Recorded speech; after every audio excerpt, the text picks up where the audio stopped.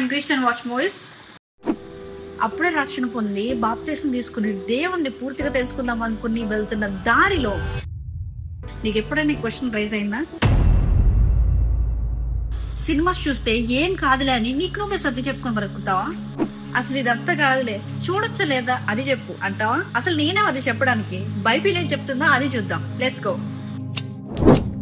ఈ 3 పాయింట్స్ గుర్తుపెట్టుకో. Point number 1, నువ్వు చేసే పని దేవుడి సమయాన్ని దొంగిలించకూడదు. ఆశిష్ తన ఆఫీస్ కి పొద్దుననగా వెళ్ళాడు. తనకున్న బిజీ లైఫ్ లో తినడానికి కూడా టైం లేదు. ఇది రోజంతా గడిచిన తర్వాత ఈవినింగ్ ఇంటికి వచ్చేసరికి ఫ్రెష్ అయ్యి టైం చూస్తే 7 అయింది. అదే తన ప్రేయర్ టైం.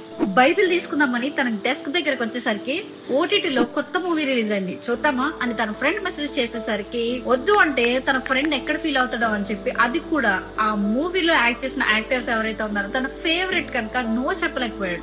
ఇలా చేసి తన ప్రేయర్ టైం ని సాతానికి గిఫ్ట్ గా ఇచ్చాడు. Let not happen this for just a movie. Point number 2, నువ్వు చేయకూడని తప్పుని చేసేలా అసలు చేయకూడదు. అప్పుడే బర్త్డే కంప్లీట్ చేసుకుని 13th ఇయర్ లో అడుగుపెట్టాను నేను. ఏది మంచి ఏది చెడు నాకేం అర్థం కాదు. మూవీలో ఎవరో అమ్మాయి డ్రింక్ చేస్తున్న సీన్ నాకు టీవీలో కనిపిస్తే ఆ కౌచ్ లో కూర్చొని ఆ మూవీ చూసా. మూవీ కంప్లీట్ అయ్యేసరికి ఆ అమ్మాయి డ్రింక్ చేసింది కాబట్టి drinking is not at all bad habit and నా మైండ్ లో ఫీడ్ అయిపోతుంది. బికాస్ నేను అది నా కళ్ళారు చూసాను కాబట్టి, అండ్ అంతేకాకుండా తన సరౌండింగ్స్ లో వాళ్ళందరూ యాక్సెప్ట్ చేశారు కాబట్టి అది పెద్ద తప్పు కాదు అని నా మైండ్ లో సెట్ అయిపోతుంది. కాబట్టి పాపాన్ని నీ చేత చేపిస్తుందంటే సరే, లవ్ సీన్స్ కాదు ఏది కాదు, హర్రర్ మూవీస్ చూస్తామంటావా?